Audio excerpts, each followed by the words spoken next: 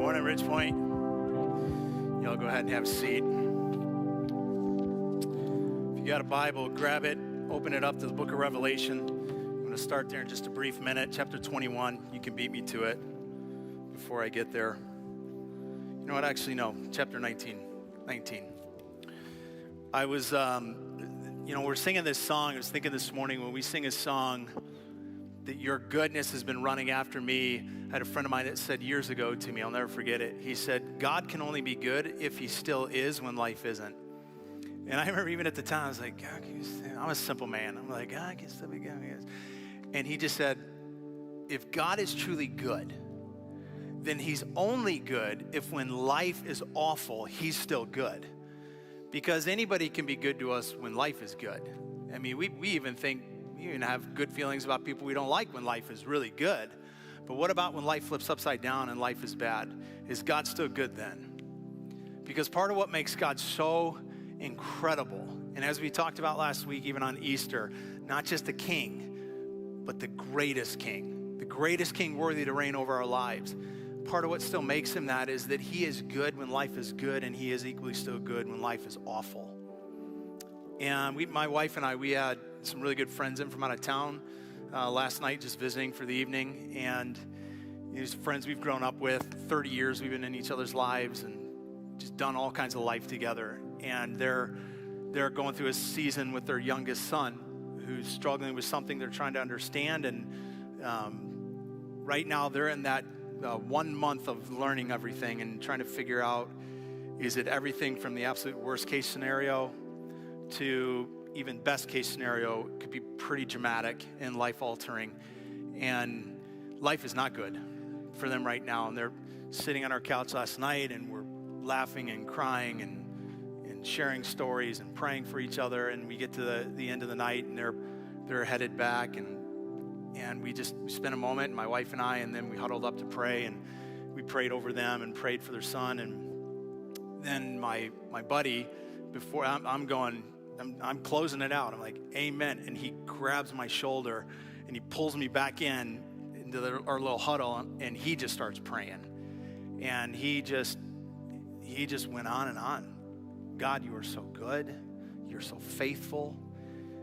And it's only when you're in moments where life is just completely upside down and you're still able to say, God, you are so good, you are so faithful, does that bear out a certain kind of weight and truth and depth that is a little absent. When life is really good and we say good, that doesn't mean God's any less good, but man alive, when your life goes up, and some of you are living that.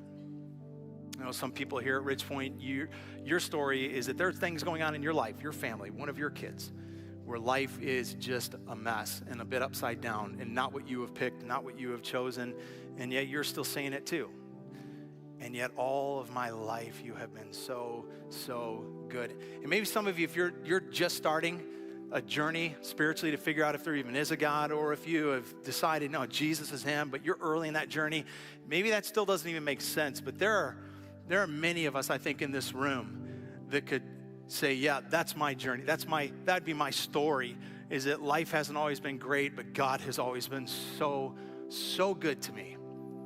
There's a place that, all right, go to Revelation. I want to show you, because part of what I want to read you and part of what we just sang has everything to do with what we talked about last week as we celebrated Easter and where we're going to go for the next couple of weeks. The book of Revelation, chapter 19, the book is, if you don't know, the book is written down as an account from a man named John. John was one of Jesus' disciples. He was the last remaining one. After they killed almost all of them, John was attempted to be killed. They failed, basically threw him in oil. It didn't work. He didn't die. I can't even imagine the pain he lived with the rest of his life. So then they freaked out because he didn't die from that, and they just exiled him to an island. And when he was there, over the course of time that he had these visions that God gave him where he saw into heaven and saw things that, because heaven and God is outside of time, there are things that were probably a mix of both present and past and future and all the above. And part of what John sees, he records here in verse 11 of 19. And I saw heaven standing open, and there before me was a white horse, whose rider is called Faithful and True. And with justice he judges and wages war. His eyes are like blazing fire, and on his head are many crowns. I love it. Jesus doesn't just wear one crown. He said he got them all. He wears all of them. On his head are many crowns, and he has a name written on him that no one knows but himself. What a thought. There's a lot of names that we know for God, a lot of ways that we can describe him. Do you know that there's actually at least one name that we know of that we don't know? There's one name. He has reserved the knowledge of that name for himself. I don't know if we get to learn it one day. I don't know if he'll share with us what it is when we're with him. But there's actually a name for God that God himself only knows what it is. And you jump down to verse 16. Here's a name we do know that he does tell us. And on his robe and on his thigh, he has written this name, King of Kings and Lord of Lords. Would you just say out loud, King of Kings and Lord of Lords? So last week, one of the things that we said as we celebrated Easter is that in this life, you and I have a choice to make at some point or another, and we'll make it whether you make it consciously or not. And the choice that you will have to make at some point is who sits on the throne of your life as king. I had a couple of chairs, if you remember, on the stage. It said one chair is the throne of God and one chair is the throne of you. And you get to choose who you're going to make king, who you're going to put the crown on in your life. And you all have a crown. I have a crown, you have a crown, we all have a crown. The crown is, it's the makeup of everything that makes you you. It's your talents, your ability, it's the stuff, it's your possessions, your successes, your failures, what people think of you and your reputation, like everything that is the sum total of who you are, this is you. You have a crown. And you have a choice with that at some point in your life is to determine you'll wear it. You're the king. You're the top dog in your life. You're the authority over your life. You are the result of yourself. You will be your own flourishing. You will be your own authority. Or your choice is to make a better king the king. And to put that crown on the seat of Jesus, the throne of Jesus, and realize you and I don't even have a throne. There's no two thrones. There's the throne of the God of creation, and whether or not we will allow him to be the God of our lives. And the combination of what we just read, where Jesus himself says, I got names you don't even know, but I'll give you one. I am the King of Kings and the Lord of Lords. The combination of that, as well as what we just sang, has everything to do with what I hope you experienced last week as we were trying to communicate that there is a God over creation. His name is Jesus. He is not just a king. He is a good king, the better king, the best king, the King of Kings, the Lord of Kings, the Lord of creation. And it's up to us to determine at some point or another, is he our king? Is he my king? And to personalize that he's not just the distant creator, that he actually longs to be the personal king. And then we sing songs that accompany that idea. And this is why he is a good king as well, because he could just be a tyrant. But he is a king that we sing lyrics like this on your screen. We just sang them. All of my life you have been faithful. And all of my life you have been so, so good. And so with every breath I am able, I will sing of the goodness of God. And then we sang this line, with my life laid down, I surrender now, and I give you everything. For many of us here, that has been our experience, is that we came to a point where we realized, you know what? You are good. Even when life is not good, this is the mystery of God, that even when life is not good, he is still good. And so what we've done is we have laid it all down, and we have surrendered everything to him, and we have made him the king of our lives. And so here's what I want to do for the next couple weeks coming out of Easter. We're going to continue that same thought that we started on Easter, and we're going to build it out for a few weeks. Because what I want to do is I want to live in this idea of God being a good king. Not just a king, but being a good king. Because like I said, he didn't have to even be a good king. He could have been a tyrant. What would you do? What would I do? He's God. You're going to define him? You're going to disagree? He's God. If he wanted, he could just deal with us. But he's not a tyrant. He's actually compassionate, merciful, kind. He's good. And so I want to, for a few weeks, I want to look at some of the defining characteristics of what make him such a good king. We're not going to get to all of them. A couple weeks. Can't exhaust the list. But there are a few things I think worth giving attention to of what it means that our God is such a good king. And to get there, this is what I'm going to do for a few minutes today. I just want to lay a foundation that all of his goodness will come out of, that we'll look at for a few weeks, including a little bit this morning before we're done. And that foundation, actually, it's a phrase I say a lot here when we're taking up the offering, when we're having a moment of giving here. Hopefully you've listened. I say often, finish the sentence for me, our God is not a taker, he's a giver. Our God is a giver. All right, let me pray, because that's the thought we're going to build out of. Jesus, you are, I want to say, so, so good. We sang it, but God, don't let the lyrics of our songs be separate from the cry of our hearts. Let them be the same. That what we sing is also what we believe. That what we sing is what we feel. That what we sing is what we are living out an experience of. God, I want to thank you that you're good, and I want to thank you that you're good even when we don't understand your goodness. I want to thank you that you're good even when it seems like you're not. I want to thank you that you're good even when it seems like you're absent. I want to thank you that you're good even when life goes upside down and falls apart. And so, God, this morning, would you be kind to us to display some of that goodness in how you speak to us with comfort or correction, with clarity. Maybe some of us just need a fog removed about who you are and how to relate to you. Maybe some of us are living in a way that you need to do that gentle fatherly correction that only you can do. Maybe, God, some of us just need to be overwhelmed with your closeness, to know that you're right here, right now. That, God, you're not off in outer space somewhere. You're not distant. You're not unaware of this place, and you're not absent from it. God, just some of us maybe need to know right now that you, the living Lord of creation, are actually in this space with us right now. And so would you allow us to have whatever the encounter is that we need to have with you, I pray. In Jesus' name, amen. All right, before we do anything else, we are going to take up our offering this morning. And as we do, I want to remind you that our God is he's a giver, not a, how'd you know that? A lot of dad jokes, sorry. That was a bad dad joke. But my jokes are going to get worse because I was apparently informed recently by my son and my daughter-in-law that I'm going to have some grandpa jokes coming up soon.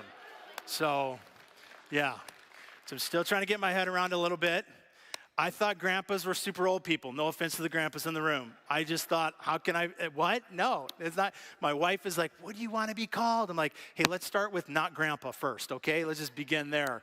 But anyways, we are so thankful to all of you that help make Ridgepoint happen. So thankful that this is not the whole way that we make Ridgepoint happen. It is such a small part of it, but it is a significant part of it. And the things that we get to do, even looking ahead next year, you have helped us have such a strong financial foundation this year, and the things that we have done and already building towards next year, that we're dreaming of things to do next year that we wouldn't be able to do except for you and except for your generosity. So thank you, Ridgepoint, for believing in Jesus, for believing in the mission he's given us, and not just believing in it, but also giving to it as well. So, all right, real quick, I'm curious, who are my binge watching friends in the room? Any binge watchers? Doesn't matter what it is. You sit down, you watch it, you binge it. Okay, so like 8 of you. The rest of you, or some of you, are lying. Yes, you do. So my wife and I were on different ends of the spectrum when it comes to TV. I think you probably could go without one, really. Maybe sometimes you'd watch it, but if we didn't have a TV, she'd be fine. Me, that's like torture. I love my shows. I love TV. It's one of the few places and times where I feel like unless I'm on my mountain bike, I can actually just withdraw. I can zone out. I don't have to think about anything. I can lose myself in whatever that world is. But recently, I don't know, I just kind of got over, most of my stuff is action-oriented, and I just kind of got over it. I'm like, I'm kind of tired of all the killing and the maiming, and the CIA was involved. And so I'm like, it's just like wearing me down. I want something a little bit more wholesome. So I have no idea why this is what I defaulted to, but I started watching old reruns of American Idol. And I'm like, it's a little fun. You get to see some talent. You get to laugh at people that sing awful, and then there's moving stories. I'm like, American Idol it is. Even my wife, she goes, why are we watching American Idol again? I was like, I don't know. It just seemed like the most wholesome thing compared to most everything else I watch. I'm tired of all the right now. I need a break. But I tell you all that only to tell you that apparently America disagrees with me, because one of the top running shows for a year now, I think a year ago it hit #1 and it still lives within the top 3 or top 5, is a show on Prime called The House of David. Any House of David watchers or fans? Okay, so a couple of you. Holland, we are so uncool compared to the rest of the world, man. We are behind the trends. The House of David is a series that follows the life of David, king of Israel, one of, if not the most significant king Israel ever had.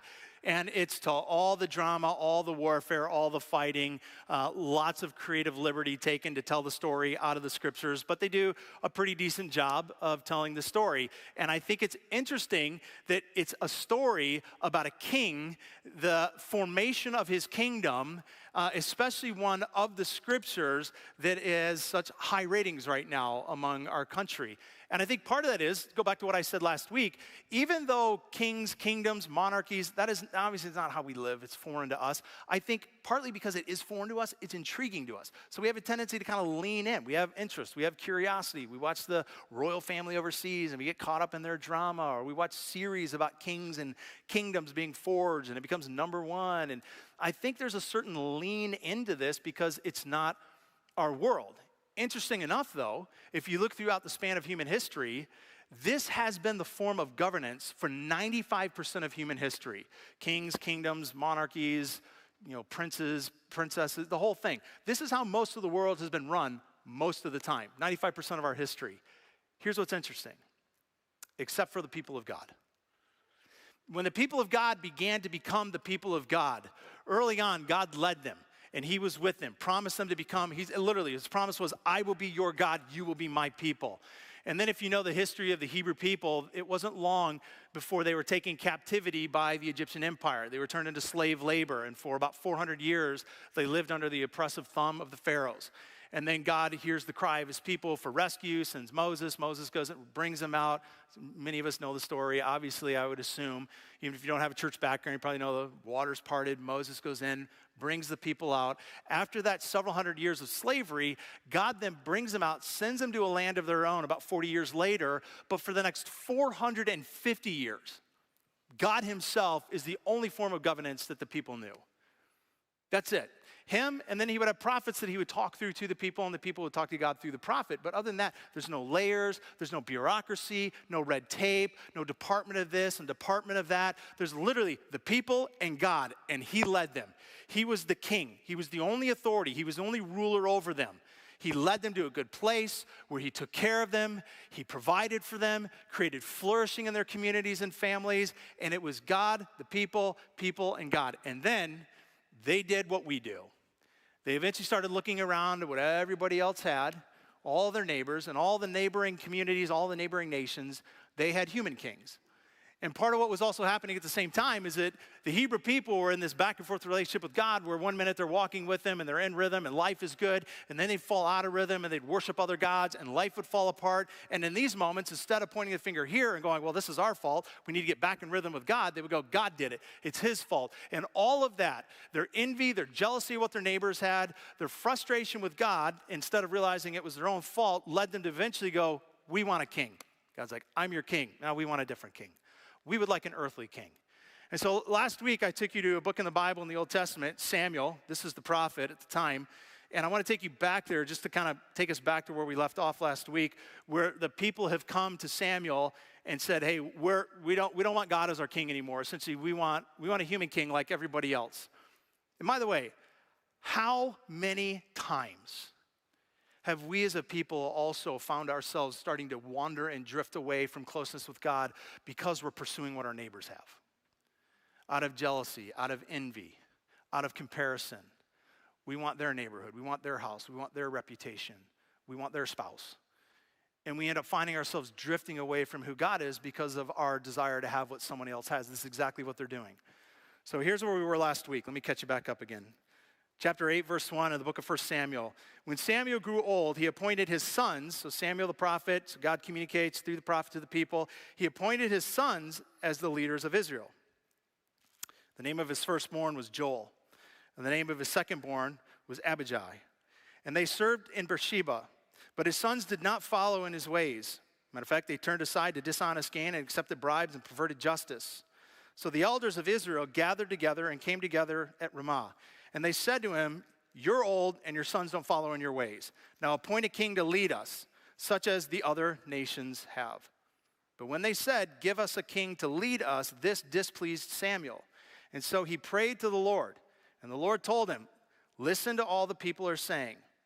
And what they're saying to you is not that they have rejected you, but they have rejected me as their king. So this is where we left off when I said, just like with these people, just like with us, there's a point in our life where we will have to decide, whether consciously or subconsciously, you'll have to decide, am I going to make the God of creation the king of my life, or am I going to be the ultimate authority and the king of my life? And so they keep pressing in. So here's what I want to pick up, because God entertains their question and their request, but he also warns them. He says, if you get what you want, let me tell you how this is going to go for you. So here's what he says. Verse 8, as they have done from the day I brought them up out of Egypt until this day, forsaking me and serving other gods, so they are now doing to you. Now listen to them, but warn them solemnly, and let them know what the king who will reign over them will claim as his rights. And Samuel told all the words of the Lord to the people who were asking him for a king. And he said, this is what the king who will reign over you will claim as his rights. He's trying to tell them right away, hey, the king you're asking for, he's going to take. And he spells it out. He will take your sons and make them serve with his chariots and horses. They will run in front of his chariots, and some he will assign as commanders of thousands and commanders of 50s, and others to plow his ground, to reap his harvest, and still others to make his weapons of war and equipment for his chariots. He will then take your daughters to be perfumers and cooks and bakers, and he will take the best of your fields and your vineyards and your olive groves and give them to his attendants. He will take a tenth of your grain, of your vintage, and give it to his officials and attendants, and your male and female servants, and the best of your cattle, and your donkey he will take for his own use. He will take a tenth of your flocks, and yourselves will become his slaves. And when that day comes, you will cry out for relief from the king that you have chosen, but the Lord will not answer you on this day. I mean, God's giving them an incredibly clear warning. Okay, let me just spell it out. If you want a different king, you want to take this back, and you want to put it on a man, here's what's going to happen if you do.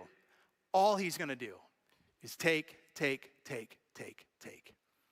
And the same is true for you and I. Anything that we ultimately live for, whether it's your own reputation, whether it's income, whether it's success, whether it's whatever it is, stuff, anything you live for other than Jesus, listen to me, it will never give to you more than it takes from you. And God's making it abundantly clear. You have this guy as a reign over you. He will take. This is where you would like to believe people are smart enough to go, wow, okay, that's a bad idea. You're a good king. No, this is what they say. But the people refused to listen to Samuel. Nah, they said, we want a king over us. And so they got one. And one of the things that God tries to make crystal clear to them at the beginning of this whole request for a king is, listen. I, as your king, have been a giver. If you request another, I won't stop you. But if you request the king that you want and you get it, he will be a taker. You have a giver of a king. You're about to have a taker of one. And one of the things that I think is probably the fundamental, most important thing, if we're going to look at part of God's goodness being attached to the fact that as a king, as authority, he is a giving king. He has all right as God of creation to do like any king would. Take. But instead, all throughout the scriptures, the nature of God is to give. It's fundamentally one of the things that makes him such a good king. But of the things that he gives, there may be no more important thing than he is an abundant giver of than this thing, his grace, his mercy, his kindness that never runs dry. And I want us to take a minute and even look at some of this that we'll see in the New Testament displayed in the life of Jesus. But if Jesus, as we believe, is the God of the Old Testament, they're not two different gods. Not like angry grandpa God in the Old Testament and really kind, nice God in the New Testament. If they're the same God, then the characteristics should cross over as well. And they do. I'll give you just one example in one place. Book of Lamentations on your screen. The steadfast love of the Lord never, everybody say never. Never ceases. His mercies never come to an end. You think he's trying to make a point here? He's leaving no room for margin of misunderstanding. Never cease. Never come to an end. As a matter of fact, I love this line. They are new. How often? Every morning they are new. And he concludes, so great is your faithfulness. God's mercy, love, kindness, grace towards us is not a one-time ordeal. And then we mess it up, we lose it, dang it, I'm on the short list. No. He says it never runs out, it never ends. It's new every single morning. You screw up yesterday, it's new tomorrow. You screw up tomorrow, it's new the day after. You screw up Thursday, it's new on Friday. You screw up Friday, it's new on Saturday. You continue that rhythm, although unfortunate because you will miss out on the fullness of life with God, but you continue that rhythm for 700 years. For 700 years, God's mercy will be new the next day to you. It never, ever runs out. And although there's plenty of examples of this in the life of Jesus, probably there is no greater example than starting right where we started last week with the resurrection. Looking at the fact that, as a matter of fact, I don't know if we even mentioned this last week, most scholars believe that there's a little debate on when Jesus rose in terms of year. It's either 30 or 33 AD.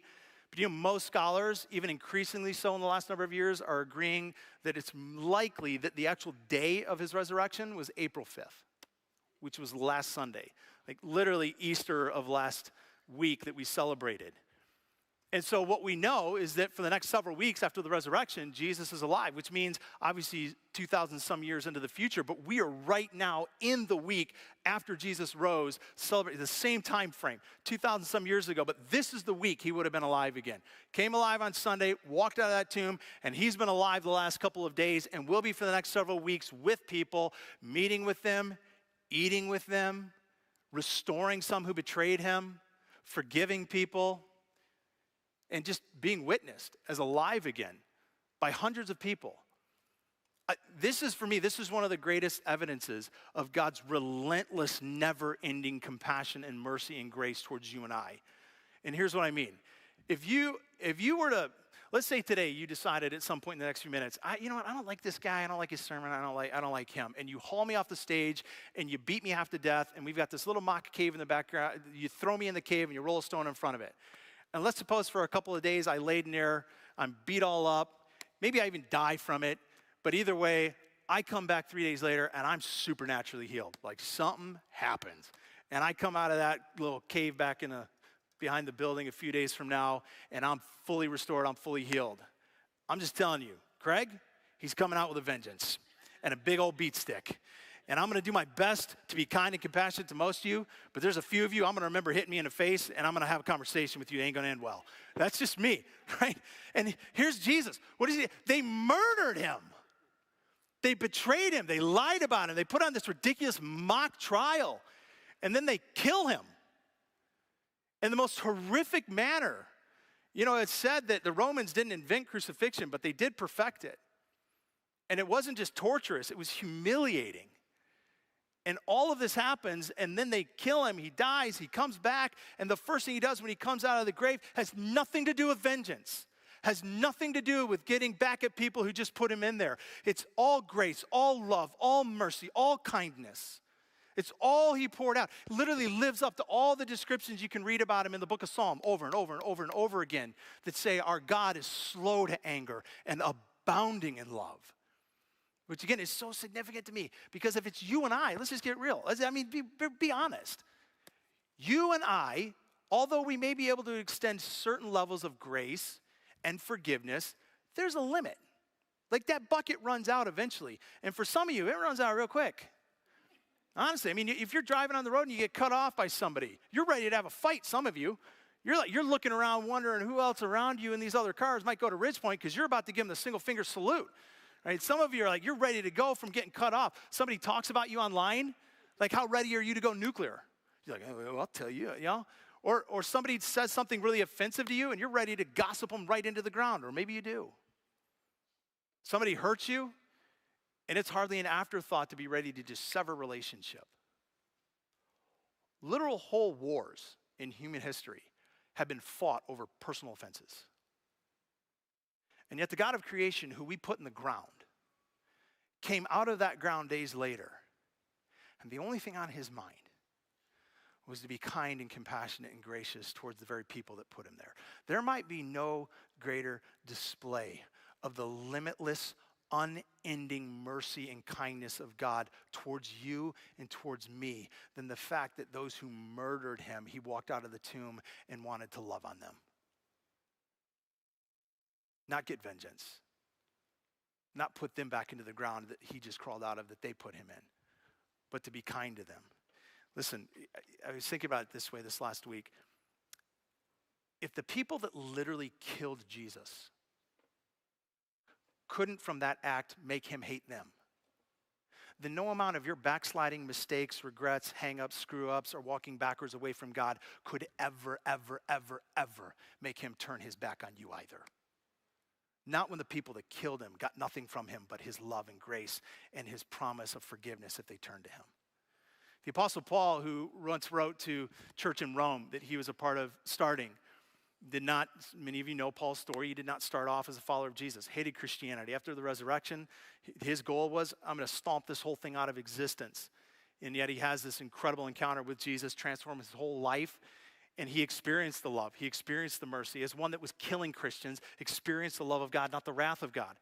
And so Paul writes about this limitless love of God to the Roman church in chapter 8 when he says this, "For I am convinced that neither death nor life, neither angels, nor demons, neither present, nor the future, nor any powers, nor any height, nor depth." I love it. He's like, okay, I can't list everything, so umbrella, or anything in all of creation will be able to separate us from the love of God that is in Christ Jesus. Both of those phrases in that last sentence are supremely important. He says, the love of God. How do you know the love of God? He says, is in Christ. You want to know the love of God? Look at Jesus. Look at how he lived. Look at how he treated us. Look at how he treated the people and how they treated him. The love of God in Christ Jesus, he says, is absolutely limitless and does not go away.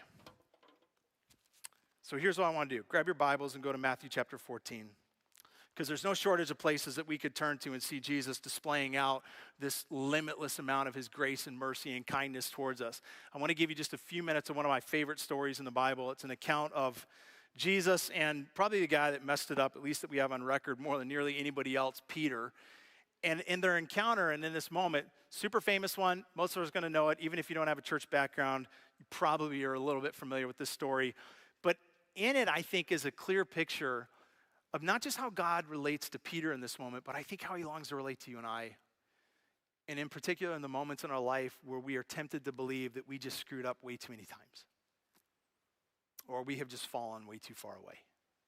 It's Matthew chapter 14. It says here in verse 22, "And immediately Jesus made the disciples get into the boat and go on ahead of him to the other side while he dismissed the crowd." So I want to just, a couple things I'll point out as we read, and then it's a short text. But it's important, I think, to note that there's a crowd that Jesus had to dismiss because they're in an event that just happened.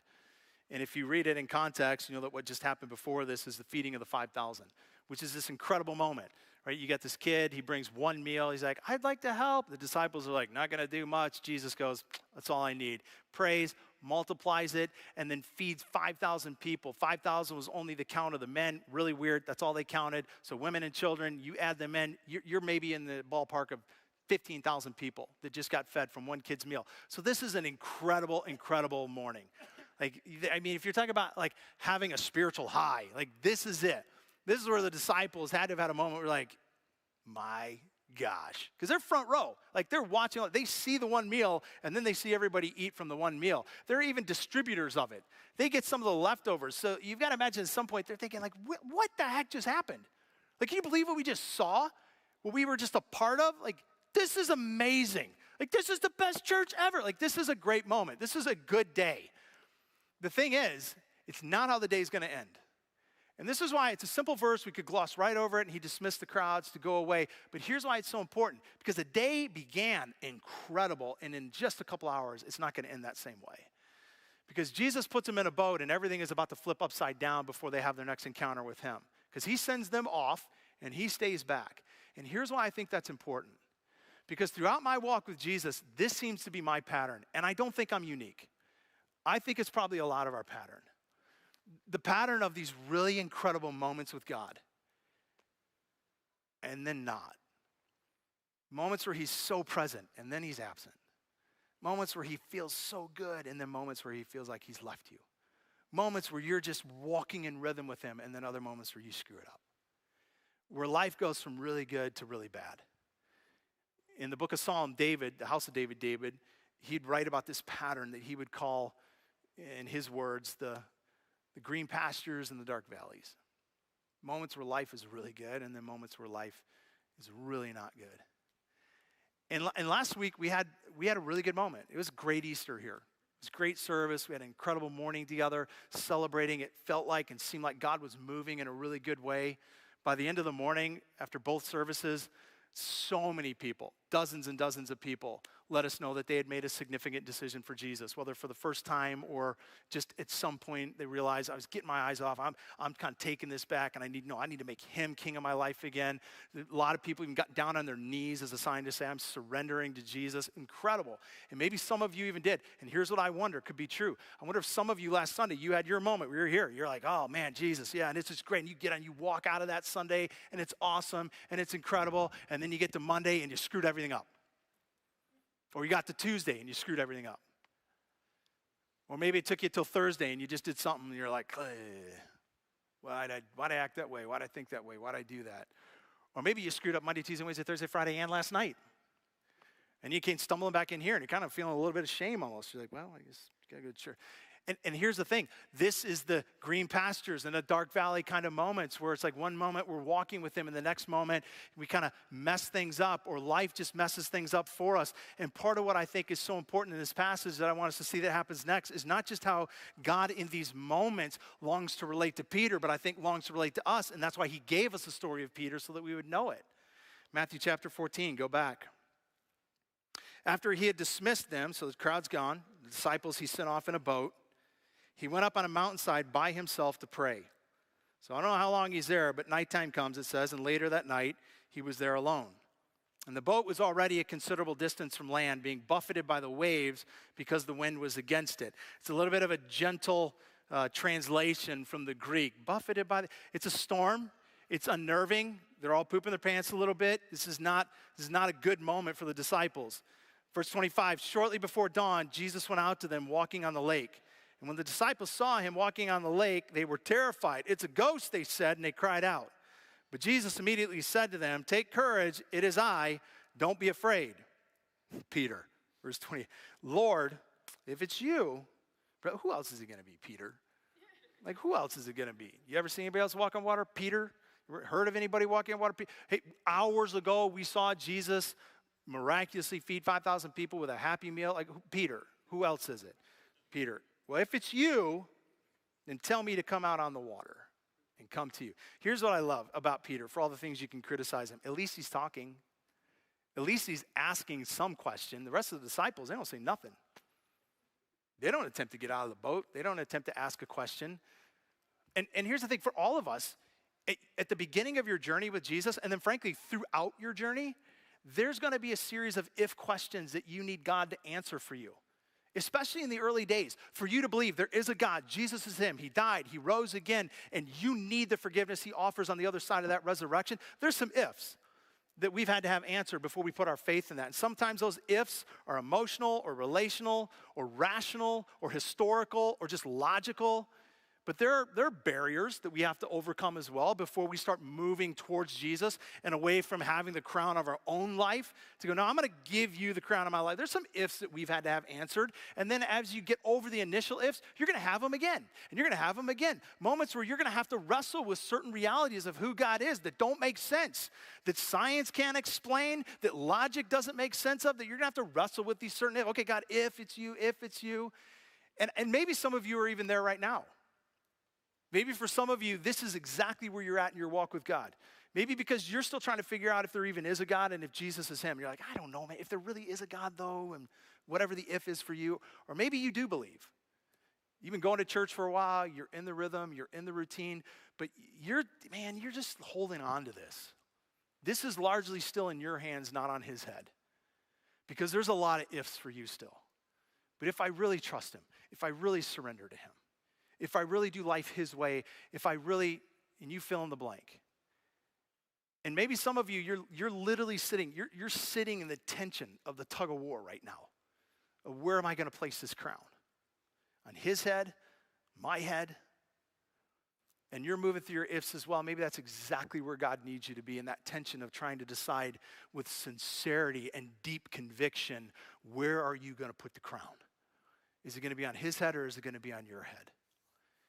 This is why I love Peter, because in this moment, he's asking questions. He's clearly got some doubt. He's not really sure what he sees happening, but he's determining, I'm gonna put it on his head.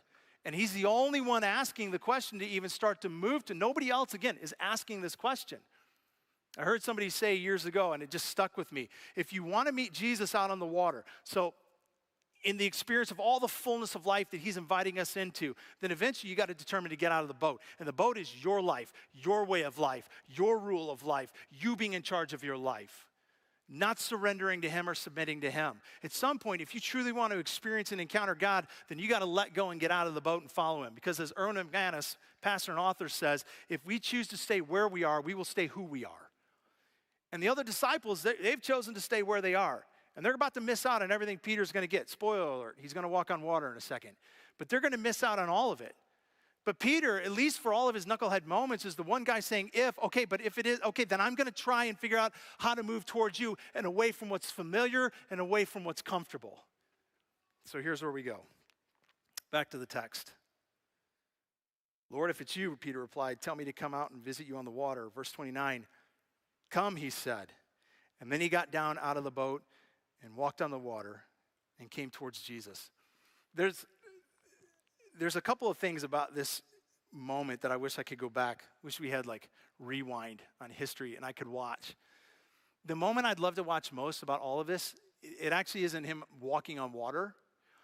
Because I think about this, he's familiar with boats. This is what he's done his whole life. Truth be told, he's familiar with boats even in open water and boats in open water that's storming. This is not unfamiliar to him. He knows how to navigate, predict what the weather's going to do, what the waves are going to do. It might be unnerving what they're going through, but this is familiar.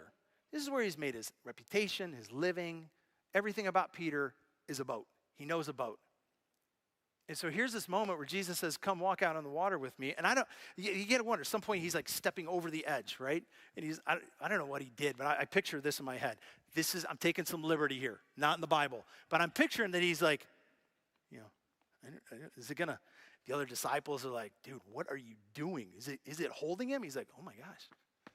Okay. And then next foot, and he's like, okay. But if he's climbing over the edge of the boat, he's got to have his hands on the boat. So there has to be a moment. This is the one I wish I could see. There has to be at least a moment where he's still got one hand on the boat.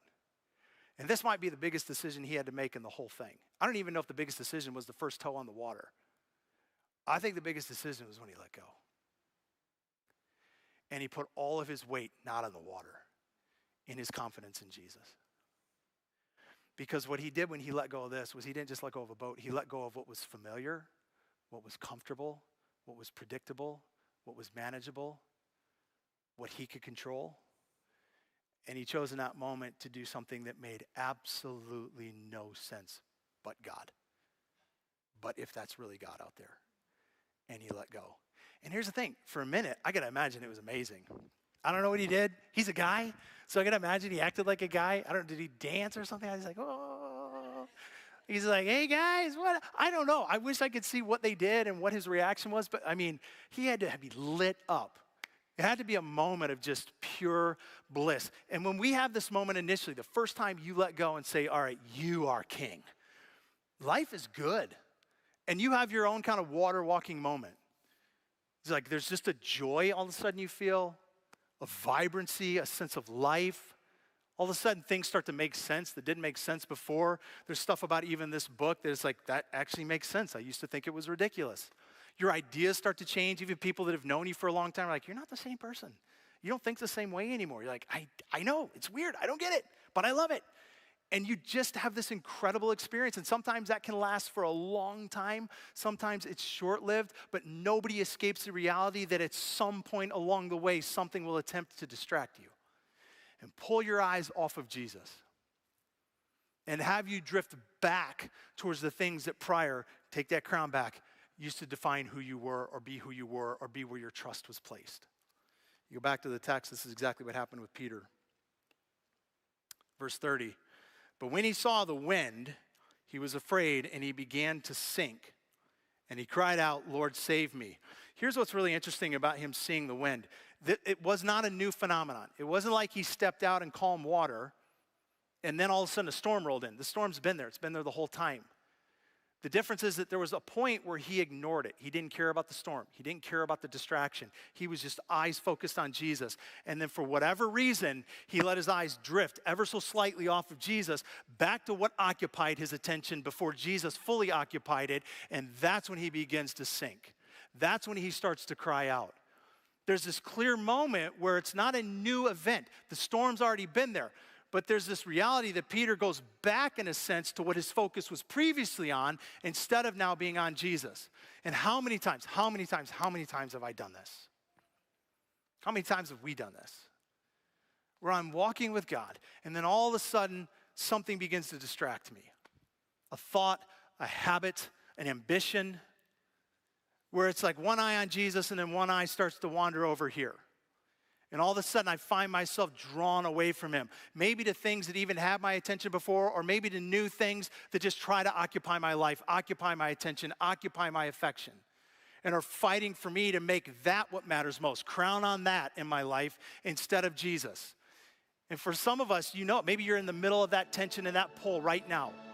And maybe it's a pull back to an old addiction or an old habit or an old relationship that you once walked away from and you knew you needed to, or an old sexual habit, an old way of just defining what mattered most in life, and you're getting drawn back into that.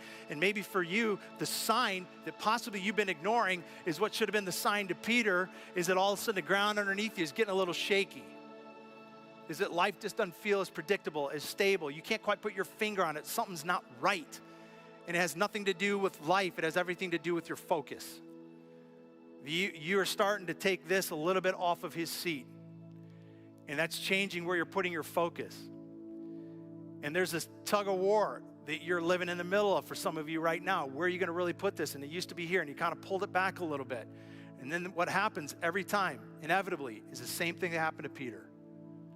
Life just starts to go out from underneath you, and you start to sink. And you find yourself drifting and falling away from Jesus, not falling towards him.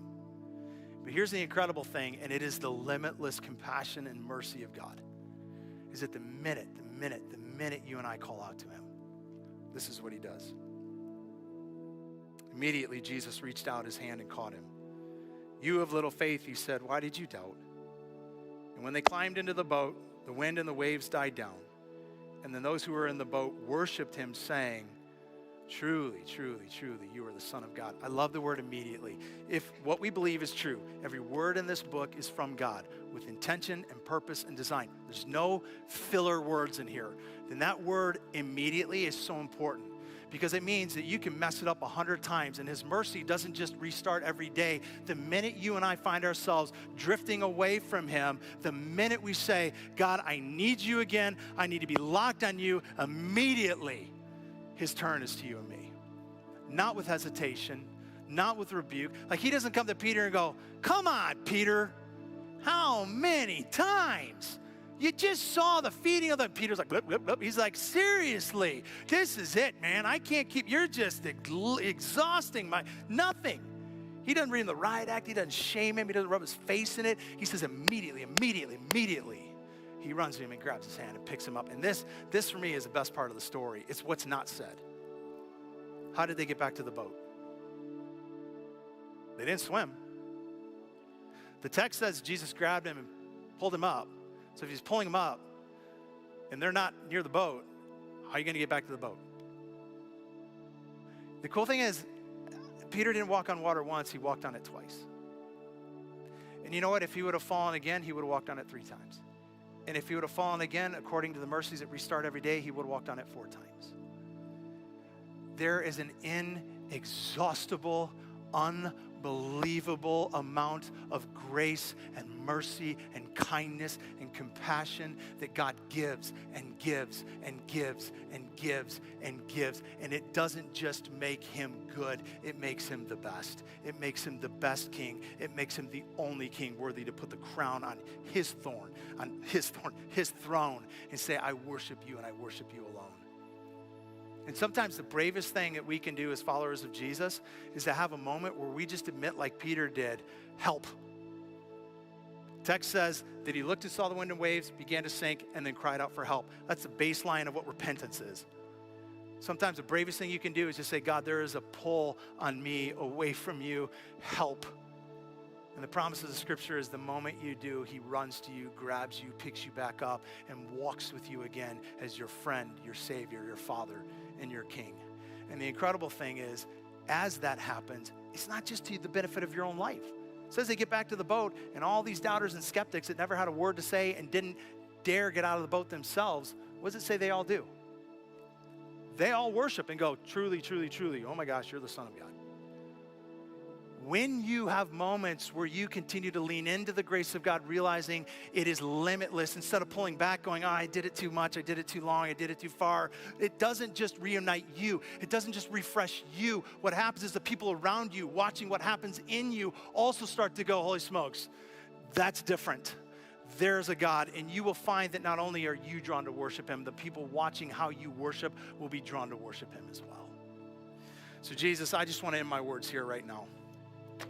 And I want to thank you for your kindness to let me try week in and week out to tell your stories of very real moments that you lived, that you loved, that you served, that you taught, and all the things that you did. And God, would you bring beyond this stage in this room a depth of understanding and vibrancy and life out of this story, out of this account, and out of this moment with you and with Peter that I really do believe is intended to do more than just tell us about you and him, but about you and us.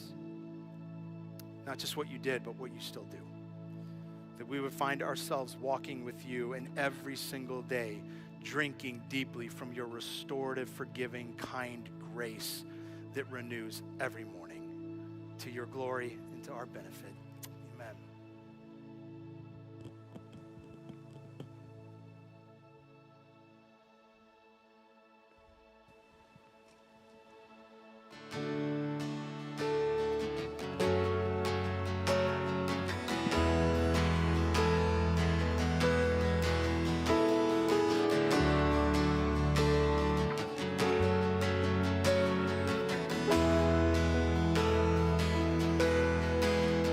You give